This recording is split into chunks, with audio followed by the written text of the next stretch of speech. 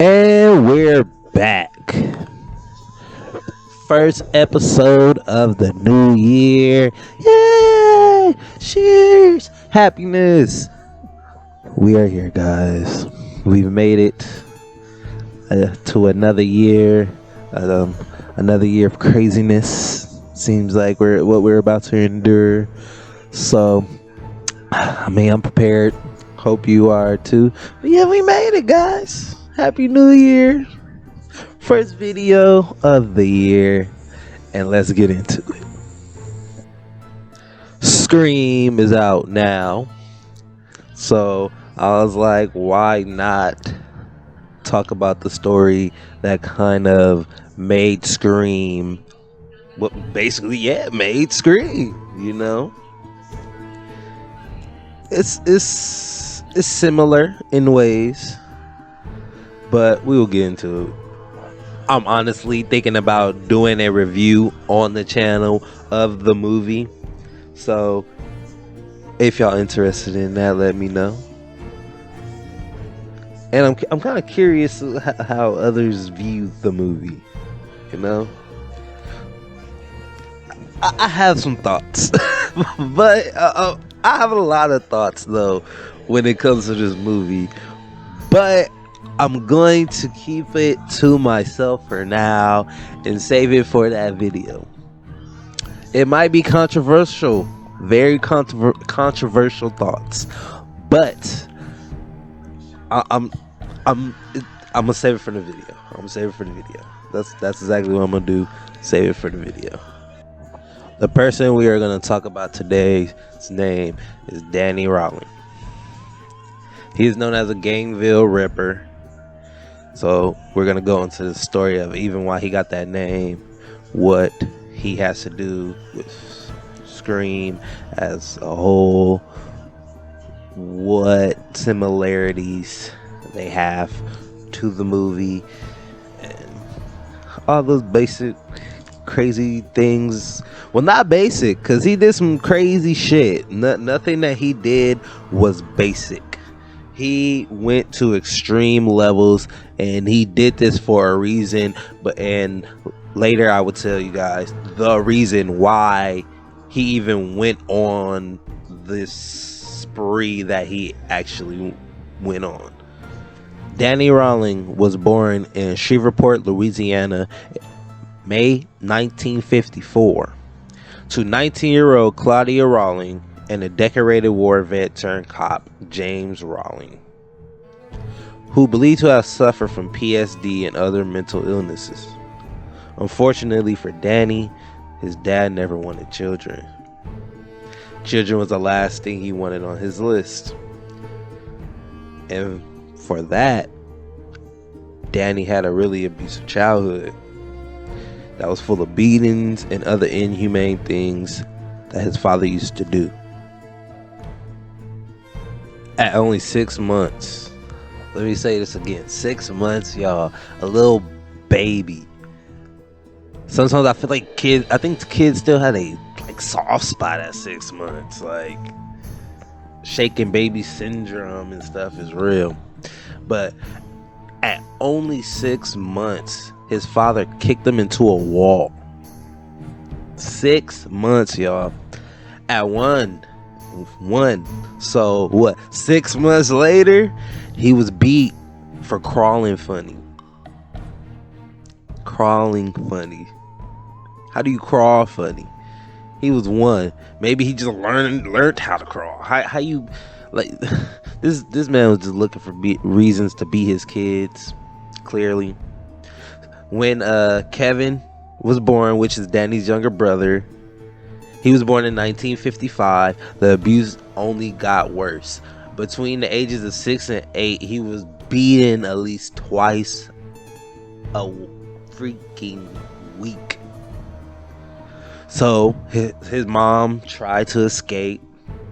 The marriage was very toxic. She was trying to get out of that environment, but time and time again, she would return. So it was basically a never-ending cycle.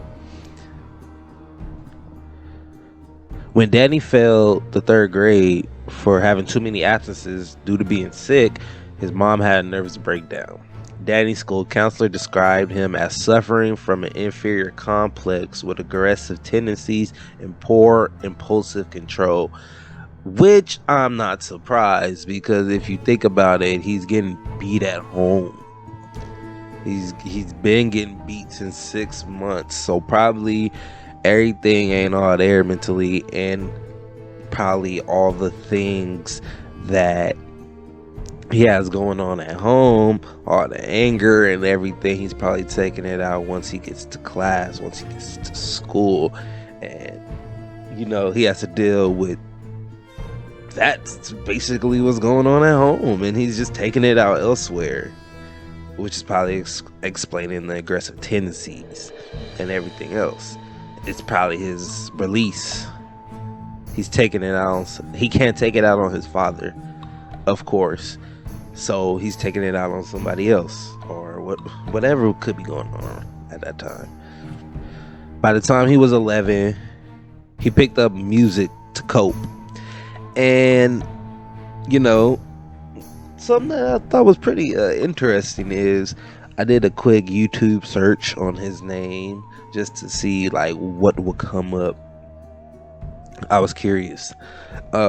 There are songs of this man. This man has legit songs on YouTube.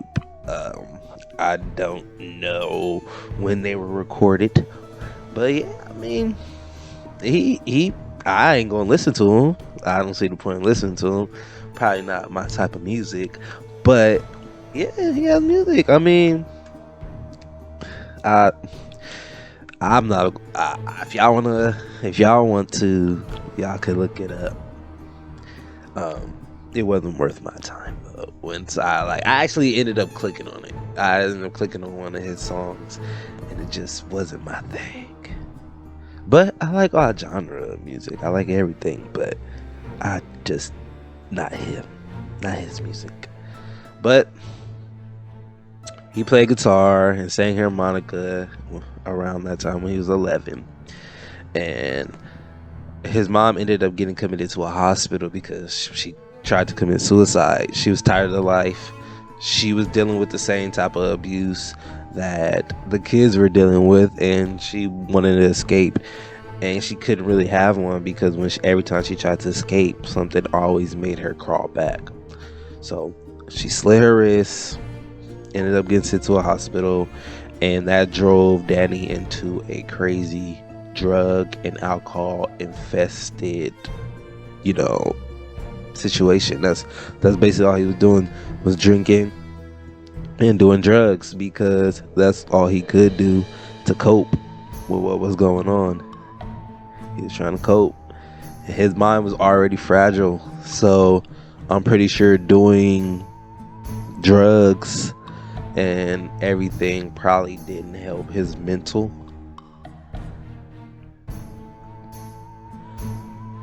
At the age of 13 years old, he was handcuffed to his brother and beaten, left outside to suffer. Now, this is just crazy. All the years of abuse, all this crap that he had to go through. Mind you, I'm making no excuse. This man is nuts. This man is shit crazy. But it's sad that people actually have to go through childhoods like that and are born to parents like that, when there's a lot of parents out there. I mean, a lot of people out there who want to be parents and can't. So, and that would love these children, but instead they have to be born to dicks like them. It makes no sense. But yeah, we hear this a lot about serial killers, guys. They go through abuse, they go through all these things, and they take it out. Like I said earlier, they take it out on other people or other things, animals. At the age of 14, Daddy neighbors caught him peeking into their daughter's room. Of course, his father beat him for that, because he's looking for any reason to beat him. But after that, it was kind of an eye opener for Danny, and he tried to stay in control of his, let's say, we've been watching a lot of Dexter, Dark Passenger. So I gotta get a rant. I gotta rant on Dexter. Guys. Side note: that finale was horrible. That's all I'm gonna say about that. That's all I'm gonna say. Finale, garbo. If you haven't, they broke our hearts once again. They should have just left it alone with season 8 if they was gonna do what they did. The whole.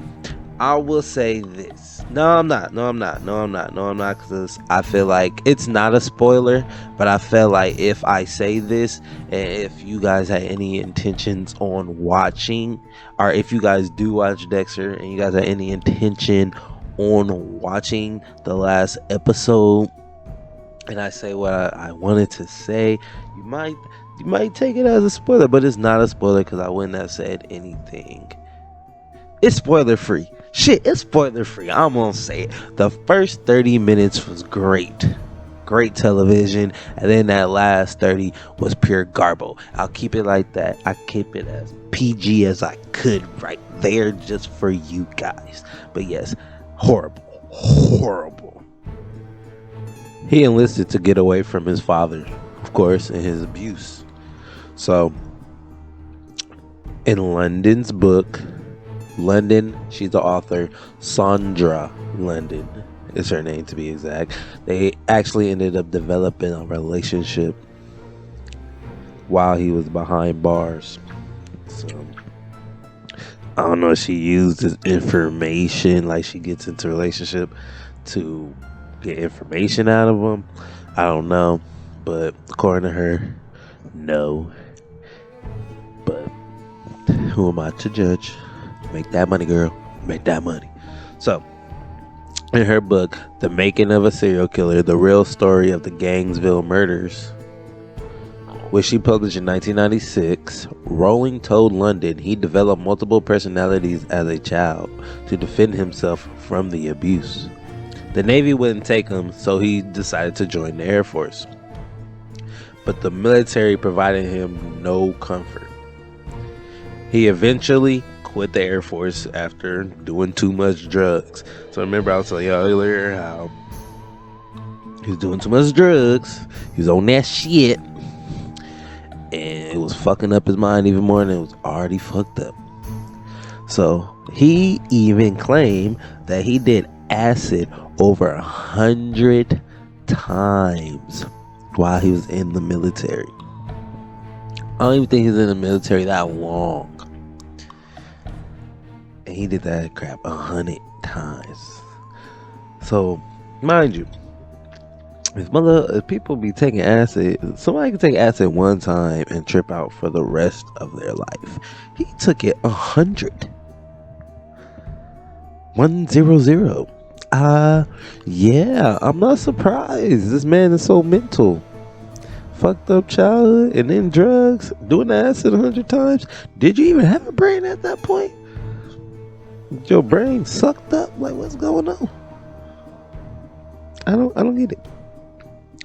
He found stability in marrying a woman named Amartha Hotko, with whom he had a daughter. But the pair, of course, broke up because he started showing signs of abuse. He started basically what he grew up on, what he's seen his whole life, what he went through, he started doing to his own wife. So, of course, she did what basically his mom couldn't do. After 4 years of marriage, she was like, I'm done. The final straw was he told her he will kill her. And it's a good thing that she did decide to leave, because later down the road, this man snapped. Just snapped. After their divorce was finalized, Rowling raped a woman who resembled his ex-wife. This dude has issues that I just can't even just mind blown. And he also did an armed robbery. He was doing armed robbery sprees across the South. He was not giving no fucks. He was robbing everything in sight. He was put behind bars in Jackson, Georgia in 1979 and spent the next decade in and out of prison across Alabama and Mississippi for various robberies and similar crimes. He broke out of prison.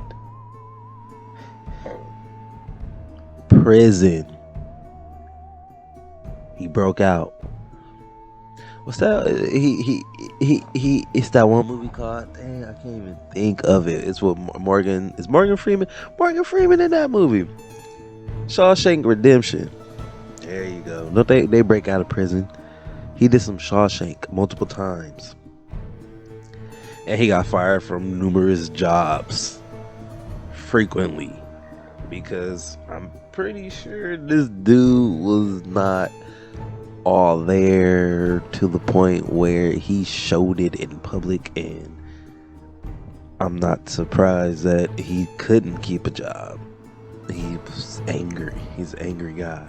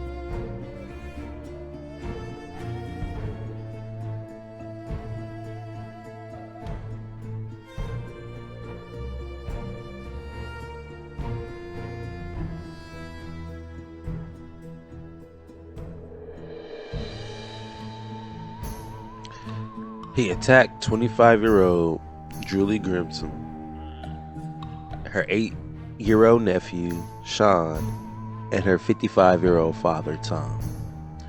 They were all murdered inside their home.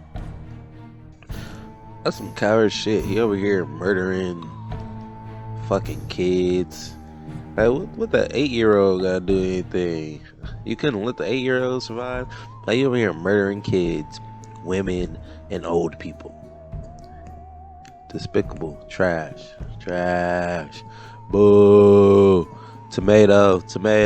Boo this man. He remained in his hometown.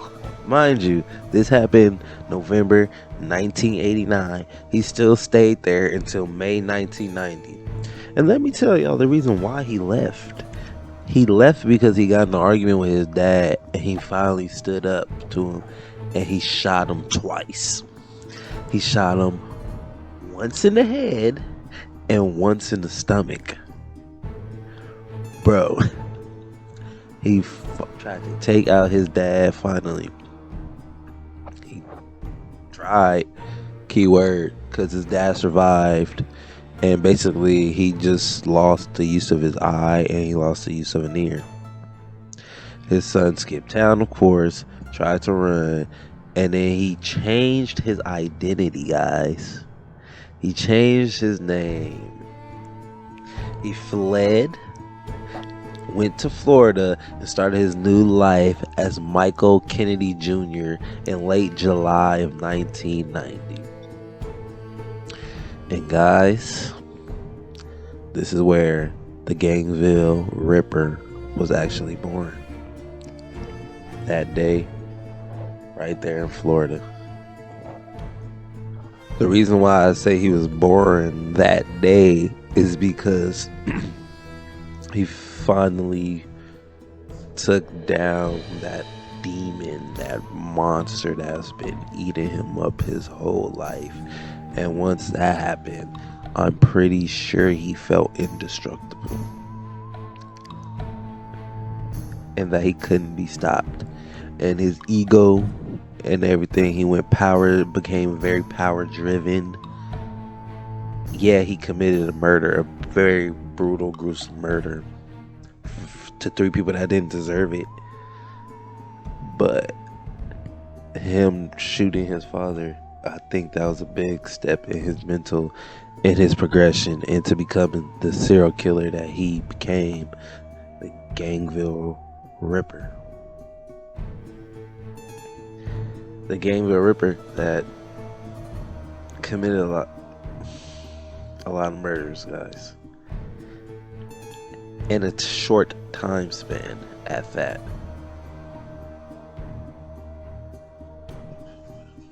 For the next few months, Rawlings drifted through Kansas and Florida before arriving in Gainesville in August. Just as thousands of students were coming back to college. It was a college town. It was a fall semester was beginning. So he decided to set up a campsite behind the University of Florida campus. And after setting up this campsite, this is where he began his spree of killing 5 people in 4 days. Rawlings' first victim were claimed on the night of August 24th when he snuck into the home of UF freshman Christina Powell, who was only 17, and Sonia Larson, 18, at the Williamsburg apartment complex. He broke into their house after following them home through a back door, and he simply overpowered them. He caught them unexpected. He found Powell asleep on the downstairs couch, standing over her briefly before making his way upstairs. So he left her alone for the time being. So when he went upstairs, he found Larson sleeping in her bed. He taped her mouth shut so people couldn't hear her screams before raping her and stabbing her to death. He then decided to go back downstairs, where he taped Powell's mouth shut, bounded her wrists together behind her back, and threatened her with a knife as he cut her clothes off. He then raped her and forced her face down on the floor, where he fatally stabbed her 5 times in the back. But this ain't the end of it. He then posed the 2 girls' bodies in a sexual manner, in like sexual positions. And then he then took a shower inside the apartment before he left. He also forced one of the women to give him oral sex before he raped, stabbed, and killed her. And he also decided to mutilate the bodies after death. So he didn't think the posing and everything else that he did to the bodies were enough. So Rawlings then proceeded to cut off the girl's nipples, and he basically kept them as a trophy. And the discovery wasn't found until 2 days later, because Powell's parents grew concerned as to why isn't their daughter answering them. Like, they have not been able to reach her for 2 days. So they grew concerned. They found the bodies, and inside, Larson was found nude and laying on her back on her bed. Her legs were draped over the side of the bed with her hands above her head and her hair fanned out. Powell's body was also found laying in a similar position. Within 8 hours of them finding the first 2 bodies, the police will find a 3rd body. That was the body of 18-year-old Chrissa Loy Hoyt, a Santa Fe community college student who was found dead in her apartment about 2 miles away. Hoyt was an aspiring police officer. She had failed to show up to her midnight shift, and they got worried. She was a part-time records clerk, so her colleagues were worried. Where is she? Usually she would be here by now, because they said she was not known for being late. She was an on-time person. So what happened was Rawling pried open a sliding glass door, kind of like the same way he got through the back of the first house. He did the same thing to this house. So he used a knife and a screwdriver. She wasn't home when he broke in, so he decided to wait in her living room until she did return. He managed to surprise her from behind, putting her into a chokehold and taping her mouth shut. He then raped her and killed her by stabbing her several times in the back. So very similar to the other cases. But there's more. He did something else similar. He cut the nipples off, placing them beside her. But there's more. He then cut off her head and sat it upright on the edge of her bed. Yes, guys. Cut off her head and sat her upright on the edge of her bed, and then he put the head on the bookcase.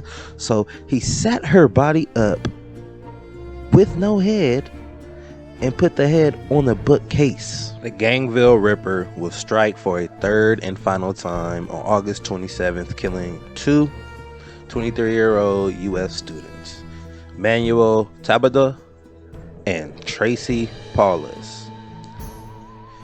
Tabata, a former football player, had attempted to fight off Rawling, but was overpowered and ultimately stabbed to death. So that's what I was telling y'all, guys. He was strong. He was overpowering football players, y'all. Like, he was strong. During the struggle, Paulus, a pre-law senior, had run to her bedroom and locked the door. However, Rawlings was able to break through. He was able to break through. She reportedly asked Rawling, "You're the one, aren't you?" To which he responded, "Yes, I am," before binding her wrists, raping her, and stabbing her to death. Just like the previous murders, she was posed.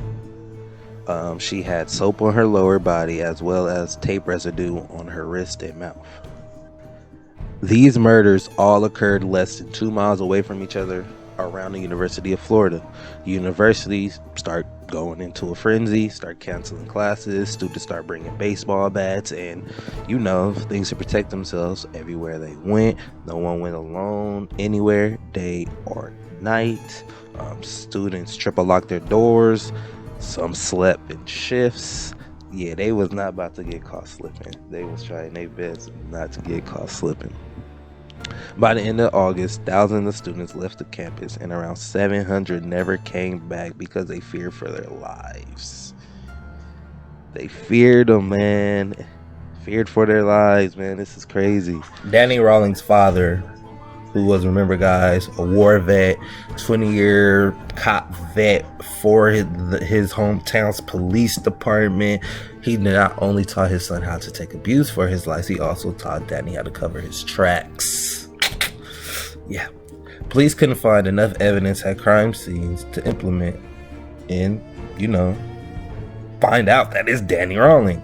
Instead of leaving duct tape on his dead bodies, Danny disposed of it in dumpsters, got rid of fingerprints. He got rid of all them things that could, get him caught up. He brought cleaning products, and he would clean the dead bodies, get rid of his semen and everything else from the dead bodies. And even though he left the females in crazy positions that kind of threw the cops off, but they also were like, okay, maybe that's the reason. Like, it has to do something like hate for women, maybe, or feeling like women are hoes or something like that. Like, that's why he's posing them in those type of positions. The police investigated over 6,000 leads, collected over 18,000 items of evidence, and identified 657 different people as potential suspects. They was trying to find whoever this was. It just wasn't working. An 18-year-old UF freshman named Ed Humphrey was initially identified as a person of interest in the case. Humphrey, who had suffered from mental illnesses, had a number of scars across his face and was known to hang around the campus at night, dressed in military outfits and wielding a knife. But DNA evidence found that the Gangville Ripper had a different blood type than Humphrey, and he was never charged in relation to the murders. Soon after that, people started traveling through Florida at the time of the Gangville murder. It was somebody that he knew, actually. And she kind of heard about the killings in her hometown, and she made a call to the cops, telling them, kind of reminded her of a triple murder in the hometown. Remember, guys, in the beginning, well, not the beginning, but during the video, we talked, well, the beginning of his killing spree, we talked about his first murder before he was considered the Gangville Ripper, when he killed that family of 3. Remember, the mom, the grandfather, and the son? Yeah, is coming back to haunt this man. And she gave the name Danny Rawling when she called the cops, because she went to high school with him and she felt like he was the culprit, and she told police, investigate this man.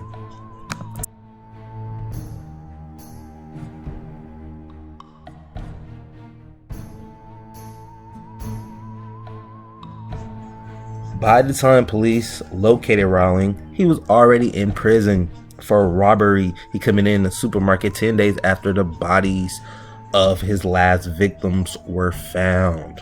Investigators matched his DNA to evidence found at the crime scene. Boom, boy, you got caught. That's what you get for being a motherfucking scum basket bitch hole. Liver lip Leola. Bitch boy. So, on November 15th, 1991, he was charged with 5 counts of first-degree murder. Rawling initially claimed to be innocent. Oh, I'm innocent, and spent the next 3 years corresponding with London via letters. His quote-unquote fiance, who was, I'm pretty sure you, I don't know, but get that back. Like I told you earlier, get that back if you want to get it. Then suddenly, before his trial was due to get underway in 1994, he unexpectedly pleaded guilty to all charges and admitted why he did the things that he did. He claimed his motive was to become a superstar like Ted Bundy, and blamed his sickening acts on the evil alter ego he called the Gemini. Geminis are crazy though, and y'all do have like 90 personalities. Well, maybe like 2. I'll give y'all like 2. It's either crazy or sad. But I fuck with Geminis. I like Geminis. I've had a long-standing relationship with a lot of Geminis. Geminis are cool people in my eyes, but y'all nuts. Y'all got a lot of personalities. But yes, his evil alter ego that he called Gemini. He was executed by lethal injection on October 25th, 2006 in Florida. A total of 47 people witnessed the execution of the Gangville Ripper, which is double the capacity of the viewing room. So they wanted to make sure a lot of people saw this, because he terrorized Florida during that time, and it scared people. It scared a lot of people. So his last meal consisted of lobster tail served with butter, butterfly shrimp with cocktail sauce, a baked potato with sour cream and butter, and a strawberry cheesecake and sweet tea. I'm with him with that strawberry cheesecake and the shrimp, but that baked potato got to go. I like baked potatoes, but that ain't gonna be my last meal. It ain't gonna be something I'm gonna choose for my last meal. Nigga, I'm about to eat good on my last meal. Now we see how gruesome a lot of his murders was, and a lot of his gruesome murders seem like it could be something off a Scream movie. So remember how we was gonna talk about how it corresponded. Actually, the case is the reason why we even have Scream to this day. Kevin Williamson was an aspiring writer in the 1990s when the Gangville Ripper murders caught his attention. And guys, aspiring writer, Gangville murder, What kind of stuff is going on here? Williamson took a job house sitting for someone in the upscale neighborhood of Westwood for a few days. It was there, all alone in a huge house, that he watched a newscast about a string of killings that rocked Gainesville to its core. Immediately, he started imagining, like, what would happen if a killer wielded the same knife as Rawling used to gut his victim like a fish. And one of his famous catchphrases is, "I want to catch you like a fish, ghost face." So he said this: "I was watching this Barbara Walters special on the Gainesville, Florida murders, and I was getting spooked. I was being scared out of my mind. During the commercial break, I heard a noise and I had to go to search the house. And I called a buddy of mine." This is an interview from 1998. So Scream was already out by this time for about 2 years. So called a buddy of mine. Boom. What usually happens in Scream movies? But it's the other way. Someone calls you. You're in the house all alone. "Do you want to play a scary movie?" Like, "Do you want to play a game? What's your favorite scary movie?" Stuff like that. So I went to bed that night so spooked I was having nightmares, and I woke up at like 3 or 4 in the morning, and I started writing the opening scene to Scream. So, I mean, a lot of the Scream kills were very similar to the stuff that he did. I mean, not the calling them and everything else, but you see where he got the inspiration and all that from the same knives they were using, things like that. So yeah, this is the story about a crazy man that inspired an amazing movie franchise. Well, it's fucking amazing. I love Scream. I love all of them aren't great, but for the most part, I love Scream. But yeah, we're gonna wrap up this video. Guys, like, comment, subscribe, give your thoughts, share me to your friends, share me to people you don't like, share me to people you do like, share me to everybody. All right, I'm out of here. You guys have a good day.